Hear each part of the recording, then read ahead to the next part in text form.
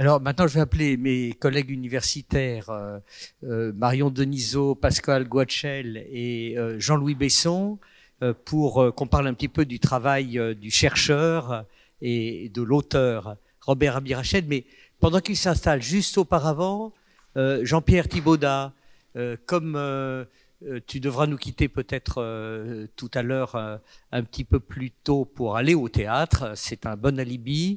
C'est peut-être le moment, si tu acceptais de venir témoigner à son tour, parce que je crois que ce que tu as à dire est aussi en rapport avec tout ce qu'on vient d'entendre. Jean-Pierre Thibaudat, qu'on ne présente plus, qui fut critique dramatique à Libération et responsable du service culture, et qui aujourd'hui tient toujours un blog de critique dramatique sur Mediapart. Moi, ce qui m'a toujours... quand il est mort, j'ai tout de suite revu Abirached à rue Saint-Dominique lors des conférences de presse qu'il tenait annuellement. Et c'était un spectacle incroyable parce qu'il arrivait très digne, enfin très dans sa fonction, avec la cravate, avec le costume. Très tôt, très vite, il enlevait la veste. Ensuite, il commençait à desserrer la cravate. Après l'enlever, après déboutonner le truc, il finissait. Et puis, il faisait ça dans les cheveux. Il était très nerveux, très enthousiaste en même temps. Et il finissait complètement débraillé. Les conférences de presse, très dignes du ministère de la Culture. Et c'était un spectacle extraordinaire. Et chaque année, on y allait pour ça. Entre autres, on allait évidemment pour toutes les nouvelles qu'il apportait. Mais c'était un spectacle extraordinaire parce qu'il était emporté par lui-même. C'est-à-dire, il était dans son mouvement, dans sa nervosité, il bégayait, il poursuivait la phrase. Alors en plus, les papiers qui étaient en ordre au début, à la fin, c'était n'importe où. Il en mettait par terre, il y en avait partout. C'était vraiment un spectacle extraordinaire. Ça, c'est le premier grand souvenir que j'ai. D'autres, nombreux, mais j'en choisis un autre, c'est qui se passe en Russie. On se retrouve, grâce à Robert, à Nijni Novgorod, au début des années 90, donc juste au moment du changement de régime là-bas, une effervescence totale et tout. Et il organise à Nijni Novgorod, dans un théâtre un peu vieillot, une rencontre entre le jeune théâtre français. Je me souviens qu'il y avait Éric Vignier, qui était à l'époque pas du tout connu comme il l'est aujourd'hui, qui était là avec un spectacle, avec d'autres artistes, et puis il y avait des jeunes Russes qui étaient dans un mouvement qui a eu lieu à l'époque, et Robert, je ne sais pas comment, avait compris que ce mouvement était important, qui était un mouvement des studios théâtre en Russie. En gros, c'est comme les jeunes compagnies ici, si on veut, voilà, qui étaient là, et il avait réuni, mais on était à peu près 300-400 personnes à Nijni Novgorod, pas du tout très loin de Moscou et tout ça. Et Robert était là, animait tout ça, dans un sabir franco-russe-libanais. Enfin, c'est quelque chose, il était assez étonnant.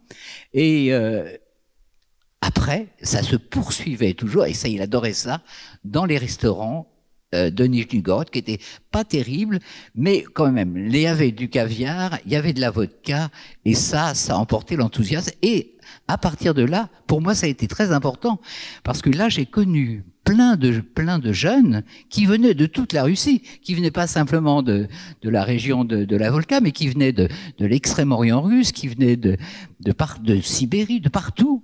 Et je me suis rempli un carnet d'adresses et tout. Et quelques années plus tard, quand j'ai été correspondant à Moscou pour Libération, j'ai retrouvé tous ces gens-là qui continuent à faire du théâtre un peu partout, et que sans Robert, d'une certaine façon, je n'aurais jamais connu, parce qu'en Russie même, il n'était pas très connu. Voilà, ça a été deux moments comme ça assez extraordinaires. Et le troisième moment, c'est que quand Jacques Lang et le Festival de Nancy, l'association du Festival de Nancy, il y a quelques années, m'ont proposé d'écrire cette histoire fabuleuse de ce festival, évidemment, une des premières personnes que je suis allé voir, c'est Robert. Et alors j'allais chez lui, on discutait, on parlait, on allait au restaurant qui était juste à côté de chez lui, on continuait la conversation, et il m'a raconté des tas de choses, et ça a été très très utile pour moi, pour comprendre l'atmosphère de ce festival que j'avais connu tardivement comme spectateur à la toute fin du festival, pas dans ces années glorieuses, pour nourrir ce livre et sa contribution a été voilà très importante. Voilà 3 anecdotes pour résumer ce personnage totalement extravagant et qui avait une séduction absolument totale, quoi. Merci.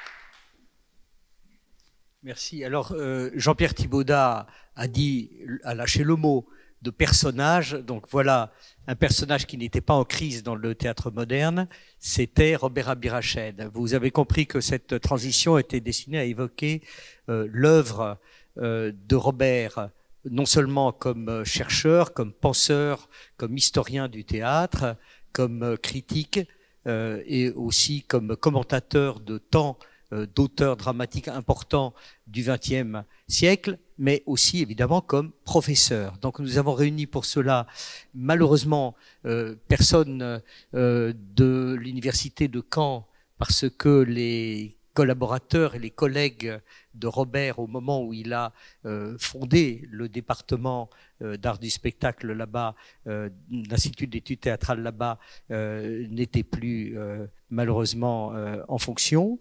Mais Pascal Goetschel, qui est professeur d'histoire contemporaine à l'université Panthéon-Sorbonne et qui a rédigé la notice concernant la politique théâtrale dans l'ouvrage collectif que nous avons consacré à ce que nous avons appelé les années langues, ouvrage paru à la documentation française en cette année 2021 qui vient de s'écouler.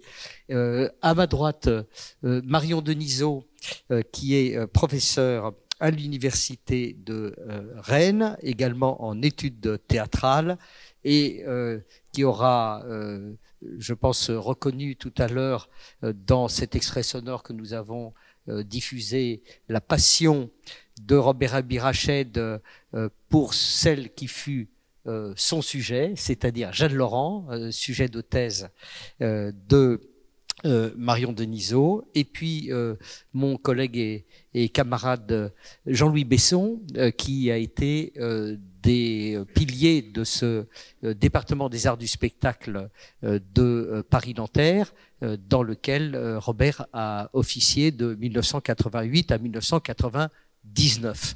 Voilà, pour évoquer l'ensemble de ces facettes. Peut-être en commençant par Pascal. Bien, bonjour, je constate que les universitaires font fuir l'ex-ministre. J'aurais bien aimé pourtant parler devant lui de quelques liens que Robert Abirached a évoqués devant moi, ces liens avec Jack Lang. Au fond, je voudrais dire 3 choses. La première, c'est que Robert Abirached, pour moi, c'est l'histoire de la décentralisation théâtrale. C'est le colloque, alors en 4 tomes, ici, qui est paru chez Actes Sud, qu'il a organisé à Bourges. Alors ce colloque, c'était la première fois que j'allais à un colloque et c'était la première fois que j'en faisais un compte-rendu dans la revue d'histoire qui s'appelle 20e siècle. Ce colloque, eh bien, il y avait un historien de service, puisqu'on m'a demandé de parler du rapport avec les historiens. Cet historien, c'était Pascal Horry, qui, dans chacun des 4 tomes, a fourni une analyse en contrepoint. Et je me suis amusée, mais je ne vais pas avoir le temps de vous faire la démonstration, je vais vous le faire sur peut-être un des tomes, à regarder comment Robert Abirached regardait l'histoire et comment Pascal Horry regardait l'histoire. C'est pas tout à fait la même. Robert Abirached, il regarde l'histoire du théâtre par les acteurs, par le public, par ce qu'il appelle aussi les politiques culturelles. Et notamment, dans le 4e tome, Le temps des incertitudes, avant 81, il dit, au fond, ce temps était un peu fatigué. Mais quand je regarde Pascal Horry, lui, il évoque le rôle des partis politiques qui préparent l'alternance de 81. Il ne regarde pas la même chose. Pascal regarde la société, Robert Abirached regarde ce qui le passionne, c'est-à-dire le théâtre. Pour terminer sur la décentralisation théâtrale, et mon premier point, ce que je voudrais dire, c'est que moi j'ai fait ma thèse sur l'histoire de la décentralisation théâtrale et je suis un petit peu émue parce que Robert Abirached n'était pas dans mon jury. Pourquoi il n'était pas dans mon jury? Parce que c'était effectivement quelqu'un qui m'impressionnait énormément. Et j'avais peur de Robert. hein, il faut quand même que je vous le dise. Et il était en études théâtrales, il n'était pas historien. Et Jean-François Sirinelli, mon directeur de thèse, m'a dit bon, bah, écoute, voilà, peut-être Robert Abirached, on le verra ailleurs. Il faut dire qu'à l'époque, il y avait, et Geneviève Gentil s'en souvient, des grands colloques organisés autour notamment de Jacques Duhamel. Et Robert Abirached, je me souviens, faisait des sorties au moment des colloques tout à fait impressionnantes. Et c'était pas si facile avec Augustin Girard qui était présent ici. La deuxième chose que je voudrais dire, c'est que c'est un historien du théâtre. Alors l'anthologie, le théâtre au XXe siècle, il passe par une anthologie. J'ai apporté un livre qui est peut-être moins connu de vous. Moi, je suis historienne, donc mon problème, c'est que je travaille sur mes sources. Donc mes sources, c'était le petit entretien que Pascal Horry m'a donné hier et qui m'a expliqué, pardonnez-moi, mais que ce colloque que Henri Massado avait imaginé à la Comédie de Bourges, c'était une idée qui était venue au moment d'Avignon. Et que Robert Abirached a mis en œuvre. Alors, ma deuxième source, c'est cet ouvrage que peut-être peu d'entre vous connaissent sur l'année 45. Et là, Robert Abirached a donné un texte vraiment intéressant sur le théâtre en 45. Et il y a parlé, certes, de la Comédie Française, certes, des politiques publiques et de ce qu'allait faire ensuite Jeanne Laurent, mais il y a beaucoup parlé aussi du théâtre privé. Et j'y vois aussi son amour pour toutes les formes de théâtre, et y compris un théâtre plus léger qu'il sait plus à regarder, notamment en étudiant le rire. Et le troisième et dernier élément, si je ne suis pas trop longue, c'est le théâtre et le prince. Alors, je dois à la vérité de dire que j'ai lu très tardivement Le Théâtre et le Prince, en fait 2 tomes. Le premier qui a été écrit à chaud après son expérience, son septennat à Abirached, qui s'appelait L'Embellie, et puis le deuxième qui a été écrit plus tardivement, j'essaye de retrouver la date, Un système fatigué, 93-2004, autour du désenchantement. Alors je l'ai lu tard puisque ma thèse finalement n'allait qu'en 81. Et lui, Le Théâtre et le Prince parle de l'après 81 lorsqu'il a été directeur avec Jack Lang. Ce qu'il m'apparaît dans ce livre, c'est qu'il se fait historien de lui-même, mais sans concession. C'est quelque chose de très ambivalent. Il reconnaît sa propre importance et je pense qu'il a raison. Quand il dit en quelques mois, Jack Lang m'avait nommé conseiller technique et j'ai vu 1 millier de personnes. Et cette frénésie, c'est lui. Mais en même temps, il se dit très vite que quand il observe très très rapidement que bien sûr il a contribué à la conquête de nouveaux spectateurs, mais il dit quand même dans L'Embellie, c'était prendre acte de la fin de certaines ambitions, notamment dans les contrats de décentralisation qui est revu. Donc les premières désillusions, elles sont dans L'Embellie. Il porte un regard critique sur lui-même.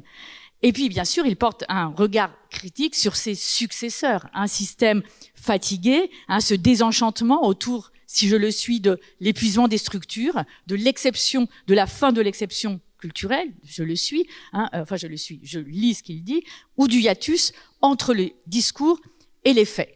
Alors, je le laisse, je dirais, à son analyse. Comme souvent, les historiens pensent que les choses sont beaucoup plus compliquées que cela. Mais je voudrais terminer en disant que si Robert Abirached m'a fait peur quand j'avais 30 ans ou 35, eh bien, ces dernières années, ces derniers mois, il s'est passé quelque chose. C'est qu'on a beaucoup discuté ensemble, puisqu'il avait écrit un livre sur la crise du personnage, et moi j'avais écrit un livre sur la crise du théâtre. Et il avait envie qu'on en parle ensemble. Et c'est ce qu'on a fait lors de rencontres très très nombreuses l'année dernière qui m'ont beaucoup touchée. Et on voit comment des dialogues peuvent se nouer après coup. Et je trouve ça intéressant. Il faut dire que j'avais aussi envie de lui parler de Gabriel Garand, qui a créé le Théâtre international de langue française, qui était présent également au Festival des Francophonies en Limousin, et que du coup, nous avions plein de sujets de conversation. Robert ne m'impressionnait plus. J'ai enfin pu dialoguer avec lui. Merci.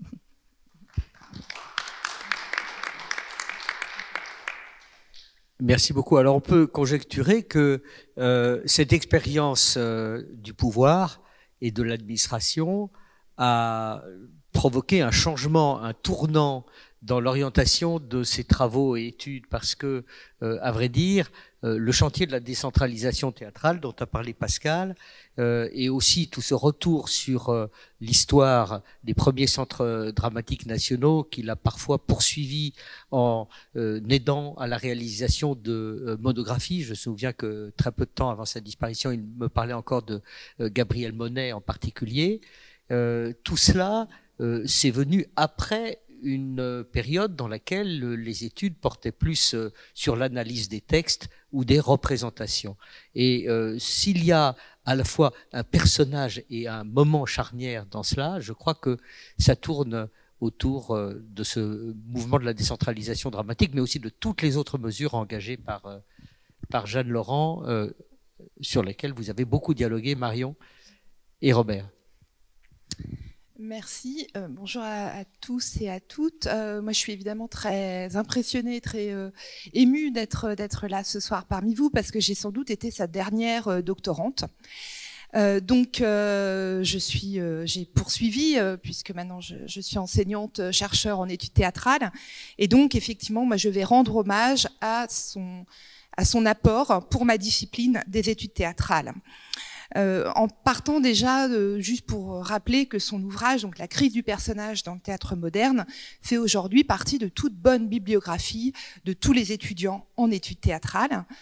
Que cet ouvrage a eu aussi de nombreux prolongements théoriques, hein, donc c'est également pour nous une base sur laquelle on peut travailler avec des instruments sur la question de la figuration, de la défiguration qui marque le théâtre moderne.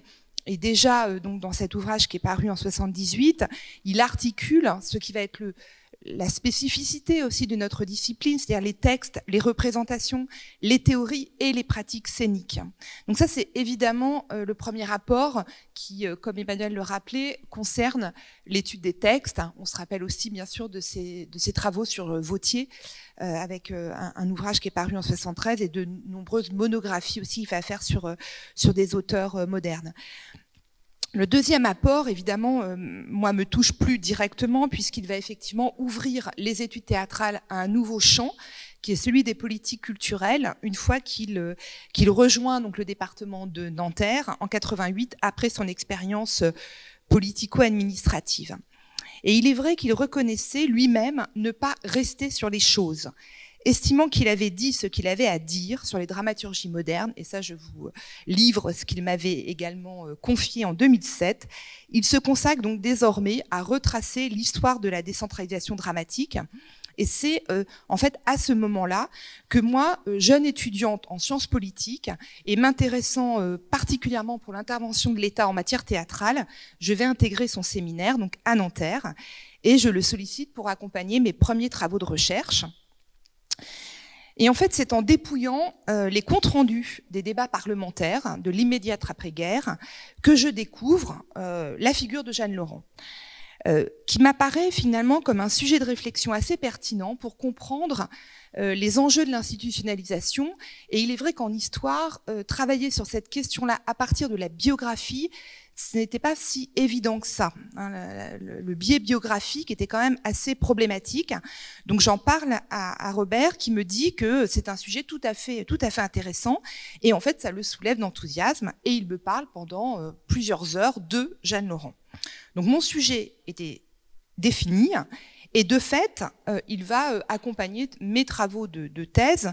Et je dois dire là qu'en tant que directeur de thèse, c'était un directeur de thèse extrêmement bienveillant et qui avait à cœur aussi de suivre le parcours en fait après de ses doctorants. Et en témoigne quand même le nombre impressionnant de préfaces qu'il nous a offert lorsque nous publions nos thèses. Donc à ses côtés, je me familiarise avec les réquisites finalement des études théâtrales, ce qui n'était pas si évident que ça pour une étudiante en sciences politiques, et notamment ce rapport permanent entre les formes, les contextes, l'art et la cité. Et on retrouve cet enjeu dans l'ouvrage qu'il a coordonné pour l'avant-scène sur le théâtre français du XXe siècle. Je saisis aussi comment l'héritage de Jeanne Laurent se déploie à travers une attention extrême aux artistes, on en a déjà parlé, à la fragilité de leurs conditions, mais aussi une vigilante attention au partage des œuvres et à la question de l'éducation artistique et culturelle. Si Jeanne Laurent a pu être célébrée en 89, lors de son décès, comme la mère de la décentralisation, Robert se considérait sans doute comme son héritier, mais sans le revendiquer, ni même le sous-entendre. Il est vrai que nous avions, de fait, vis-à-vis de Jeanne Laurent, une posture nécessairement distante, celle du chercheur, à son objet. Il n'était pas dupe, en revanche, que les positions exposées par Jeanne Laurent, en particulier sa défense de la troupe permanente, étaient sans doute rendues caduques par les évolutions du travail artistique, mais il souhaitait redonner, en fait, à cette figure une place, une légitimité dans l'histoire des politiques théâtrales, elle qui avait tant souffert de ne pas être appelée par André Malraux. Et sa décision, en août 1981, de transmettre la lettre ouverte qu'elle avait rédigée à l'intention du nouveau ministre de la Culture, a permis alors d'ouvrir un chantier de réflexion sur l'avenir de la décentralisation et a marqué, à n'en pas douter, un nouvel élan en faveur de ce mouvement. Preuve en est la lecture et le montage qui en a été fait cet été, le 18 juillet 2021, à la Chartreuse de Villeneuve-les-Avignon, un montage de textes, des réponses que les directeurs de centres dramatiques avaient pu faire par rapport à cette lettre ouverte de Jeanne Laurent. Et lors de cette soirée, chacun reconnaissait dans l'action de Robert Abirached l'esprit de celle de Jeanne Laurent, dans un contexte socio-culturel fort différent, avec une personnalité également totalement dissemblable, mais avec le même engagement, la même ferveur, la même exigence, et sans doute aussi une méthode proche, le dialogue, la conviction et le pragmatisme. Ce d'ailleurs sur quoi il insistait dans sa dernière contribution à la revue d'histoire du théâtre, la question du pragmatisme. Je ne peux finir ce témoignage sans quelques paroles plus personnelles, puisque nous sommes nombreux à avoir en tête, en mémoire, ces prises de parole fougueuses, parfois éruptives, à l'occasion de colloques, de journées d'études. Et effectivement, inviter Robert à un événement scientifique était le gage d'une stimulation intellectuelle, nourrie par des propos sincères, lucides, enthousiastes, mais nous n'étions pas à l'abri de déclarations véhémentes qui pouvaient aussi se retourner contre d'autres invités, vous l'avez évoqué dans vos propos, sans que parfois, il est vrai, la mauvaise foi ne soit pas très loin. Et il valait mieux, dans ces situations, ne pas être l'objet de ces foudres. Donc moi qui étais son étudiant, j'étais toujours très bien placée, j'étais au contraire très très bichonnée, mais j'ai souvenir de collègues qui ont vécu des choses un peu plus compliquées. Mais ces colères, pour ceux qui le connaissaient, qui bénéficiaient de sa confiance, ne traduisaient finalement que son appétit de la vie, qu'elle soit intellectuelle, mais aussi plus terrestre. On l'a déjà évoqué.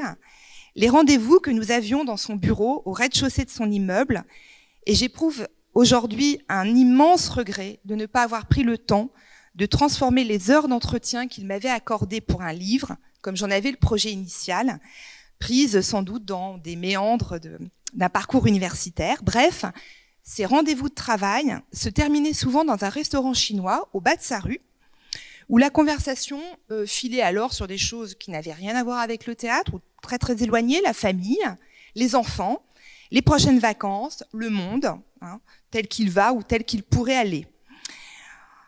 Pour conclure, en fait, moi j'ai évidemment envie de saluer, de remercier Robert Abirached pour la discipline des études théâtrales, mais aussi pour nos parcours de jeunes chercheurs et de chercheurs.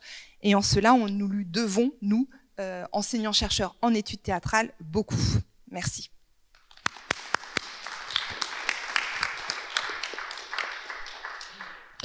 Merci beaucoup Marion. Alors, tu as évoqué ce numéro de la revue d'histoire du théâtre. Et effectivement, il comprend les 2 derniers textes que Robert Abirached aura écrits sur ces sujets, et peut-être les 2 derniers textes qu'il aura écrits. À dire vrai, il n'avait pas très envie de se mettre à la tâche, car il avait le sentiment d'avoir déjà beaucoup dit. Alors je l'ai pressé, et comme nous avions des relations vraiment affectueuses, je crois qu'il n'a pas osé me dire non. et puis surtout que j'ai su lui faire entendre que, malgré son titre un petit peu imposant, la revue d'histoire du théâtre n'était pas faite seulement pour des historiens du théâtre consacrés, qu'il y avait beaucoup de gens qui avaient à y rencontrer ou le théâtre, ou l'histoire, ou surtout le choc électrique entre les deux. Et vous lirez, parce que c'est déjà en accès libre sur le site de la Société d'histoire du théâtre, avec quelle aisance, avec quelle force, revenant bien sûr au cartel et à sa chère Jeanne Laurent, il saute sur ce tremplin pour parler du théâtre d'aujourd'hui et même évoquer son possible avenir.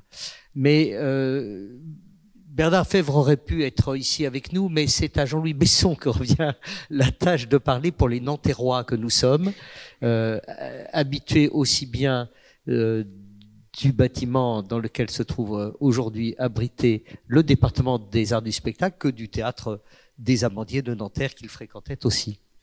Oui, merci Emmanuel. Tu rappelais tout à l'heure que Robert Avirached était arrivé à Nanterre en 88 et il est resté de 88 à 99, 11 ans, et pendant ces 11 ans, il a assumé la direction du département. C'est incroyable. Aujourd'hui, quand au bout de 2 ans, on passe la direction à un copain ou à une copine, parce qu'on dit non, maintenant j'en ai assez fait, ça suffit. Mais il était convaincu, absolument convaincu qu'il fallait qu'il garde cette direction parce qu'il avait des ambitions pour ce département, des ambitions qu'il a d'ailleurs réalisées. Le département avait été créé une dizaine d'années plus tôt, je crois, par Jacqueline de Jaumaron. Il y avait très peu de départements de théâtre au moment où elle l'a créé. Elle venait elle-même du département de Censier, de la Sorbonne Nouvelle. Et il a voulu poursuivre cette action, puisqu'il était son successeur, et il a été nommé après son travail ici au ministère de la Culture. Et il a voulu approfondir ce qui avait déjà été fait par Jacqueline de Jaumaron. Et donc, il a assumé cette direction avec des objectifs très, très précis, sans d'ailleurs les dire nécessairement pendant les réunions, mais c'était clair qu'il savait ce qu'il voulait. La première chose, c'était faire en sorte que les études théâtrales aient une reconnaissance au milieu, dans l'université, et non seulement dans l'université, mais aussi dans l'UFR, par rapport aux lettres, par rapport à la philosophie, qui avait un peu tendance à nous considérer comme la danseuse. Et c'était pas toujours très facile dans les réunions d'imposer des points de vue qui sont les nôtres, ou d'obtenir les salles dont nous avions besoin, ou sans parler des crédits. Donc là, il a été vraiment très, très actif, et il a réussi à obtenir ce que jusqu'ici nous n'avions pas obtenu, du point de vue ne serait-ce que de la reconnaissance des études théâtrales au sein de l'université et au sein de l'UFR. Mais aussi, il a beaucoup travaillé pour la recherche. Alors, je ne vais pas revenir sur tout ce qui vient d'être dit, mais c'est vrai qu'il a donné à notre équipe de recherche la direction qui était la sienne, c'est-à-dire une réflexion sur la politique culturelle qui a donné lieu à de nombreuses publications, des publications d'ailleurs auxquelles il a associé toujours ses étudiants. Et c'est vrai qu'il ne les a jamais lâchés. Enfin, il est resté fidèle jusque d'ailleurs après, quand même après avoir pris sa retraite, il continuait à rencontrer ses étudiants. Et donc, et puis alors, la troisième chose, c'est qu'il s'est battu pour que l'université de Nanterre ait un théâtre. Aucune université pratiquement n'avait de théâtre à l'époque, sauf l'université de Metz, si je me souviens bien, enfin Metz, et puis peut-être une autre, Aix-Marseille, je ne sais plus. Enfin bref, Nanterre, il s'est battu pour que Nanterre ait un théâtre. Et ça, je peux raconter ça, c'est une petite anecdote en 2 mots, mais en fait, ce théâtre a été construit dans un bâtiment qui devait être le bâtiment d'ouverture de l'université, l'ouverture de l'université vers l'extérieur, un bâtiment de prestige contenant le théâtre et l'administration, la présidence, etc. Et ce bâtiment, en fait, il était ouvert sur la future gare du RER et de la RATP, de la RATP et de la SNCF, il y a les deux. Et puis, quand le bâtiment a été terminé, la SNCF et la RATP nous ont dit qu'en fait, leur gare, ils la construisaient pas là, mais 200 mètres plus loin. Ce qui fait que le beau bâtiment dans lequel il y avait le théâtre s'est retrouvé être au bout du campus, éloigné et très difficile à trouver. Mais l'avantage a été que, qu'est-ce qu'on en fait de ce bâtiment? Maintenant, l'administration voulait plus y aller, le président voulait plus y aller, plus personne voulait y aller. Bon, on a dit, on va mettre les lettres. Voilà, on va mettre les lettres et puis le théâtre, on va les mettre là-bas. Et on s'est retrouvé dans un bâtiment avec un théâtre, ce qui a été pour nous une chance extraordinaire en art du spectacle. Donc on doit ce bâtiment essentiellement à Robert Abirached qui s'est battu vraiment bec et ongle avec l'administration en disant d'ailleurs des choses pas très vraies. C'est que ce bâtiment pourrait aussi servir d'amphithéâtre, ce qui évidemment, il y a quelques profs qui ont essayé, après ils ont abandonné, ils ont dit c'est pas possible de faire cours là-dedans. Mais donc on le doit essentiellement à Robert Abirached, mais aussi un petit peu à la RATP et à la SNCF. Mais ce troisième bâtiment, et là, ce théâtre, cette troisième action de Robert Abirached au département des arts du spectacle, malheureusement, après, il a été laissé aux mains des architectes qui en ont fait un truc absolument inqualifiable, un gros bâtiment de 500 places avec un plateau de 300 mètres carrés dans une université. C'était un CDN, mais c'était pas du tout destiné aux besoins d'une université. Voilà. Mais j'ai eu alors d'une certaine manière, c'était pas facile de lui succéder, puisque c'est moi qui ai été nommé, quand il est parti à la retraite, c'est moi qui ai été nommé sur le poste de professeur. Je pense qu'il le souhaitait pas du tout. Parce que en fait, j'étais pas du tout dans la continuité de son travail. Je travaillais pas sur la politique culturelle. J'étais spécialiste du théâtre allemand, spécialiste de l'écriture et de la mise en scène en Allemagne. Il s'en désintéressait pas, mais c'était pas du tout son truc. Et on peut très bien comprendre qu'il aurait sans doute préféré que quelqu'un qui était spécialiste des affaires, de la politique culturelle puisse lui succéder. Ça ne s'est pas fait, mais d'une certaine manière, j'ai pu quand même lui succéder dans le théâtre, dans la mesure où j'ai été pendant 8 ans vice-président chargé des affaires culturelles sur l'université et donc directeur du théâtre. Et j'ai fait en sorte de mettre ce théâtre aux normes pour qu'il puisse fonctionner. Donc j'ai un petit peu continué son œuvre, ce qui n'était pas une mince affaire parce que tout était fait de travers, il n'y avait pas de lumière, il n'y avait pas de jeu d'or, la sonorité était lamentable. Enfin, c'était vraiment un travail ni fait ni à faire et ça a coûté très cher, mais la DRAC nous a soutenus pour arriver à obtenir que ce théâtre puisse fonctionner. Et depuis, il a été refait exactement comme on aurait souhaité qu'il le soit, c'est-à-dire qu'on a diminué la salle, il n'y a plus que 200 places dans la salle à peu près, je crois, et c'est devenu un théâtre qui peut enfin servir à l'université. Et puis, quand il est parti à la retraite, je vais terminer rapidement, je vais simplement raconter quelques petites anecdotes autour de sa présence à Nanterre. Quand il est parti à la retraite et que quand on allait dans son bureau, il y avait derrière lui un portrait de Jouvet. Un grand portrait de Jouvet parce qu'il avait soutenu il avait une admiration réelle pour Louis Jouvet. Et il avait, quand il y avait eu en 87 le centenaire de la naissance de Jouvet, il était encore en fonction et il avait aidé les personnes qui s'occupaient du centenaire financièrement aussi pour que cette manifestation puisse avoir lieu. Et il avait gardé dans son bureau un grand portrait, un immense portrait de Jouvet, une grande photo à marquer centenaire de la naissance de Louis Jouvet. Et quand il est parti à la retraite et que je suis allé le voir dans son bureau, qu'on se voyait régulièrement, il m'a dit « Tiens, je te le donne ». Et il m'a passé le portrait de Louis Jouvet, un peu comme on passe le flambeau pour prendre la succession. Ça m'a bien sûr beaucoup touché, mais imaginez une succession avec Louis Jouvet, c'est quand même énorme à prendre. D'autant plus que Louis Jouvet était tout à fait opposé à toute critique universitaire. Mais enfin, d'un autre côté, il souhaitait aussi beaucoup que la critique universitaire puisse être faite par des gens qui pratiquent le théâtre. Donc on était quand même dans la bonne direction. Voilà, et depuis, nous sommes restés amis malgré toutes nos différences. Et je me souviens de tous les déjeuners. C'est vrai qu'il aimait beaucoup manger et il aimait beaucoup les bons restaurants. Et nous avons fréquenté les bons restaurants autour de chez lui et ailleurs. Et ce sont des souvenirs qui, pour moi, sont des souvenirs très forts parce que je le voyais fulminer je l'entendais fulminer sur la politique théâtrale ou bien sur les spectacles qu'il n'avait pas aimé, mais il y en avait d'autres qu'il avait aimé. C'était des conversations très détendues où on parlait aussi effectivement de vacances, des enfants, de la famille. Et j'en garde un souvenir très ému. Merci. Merci Jean-Louis. Peut-être Robert Abirached avait-il appris par la bande que tu étais aussi le filleul d'un certain Louis Jouvet. Je ne savais pas encore. Voilà. Alors, nous avons à nouveau avec Jean-Pierre Saez parlé maintenant d'un autre rôle, d'une autre facette de Robert, c'est son inlassable travail d'accompagnement de nombreuses associations.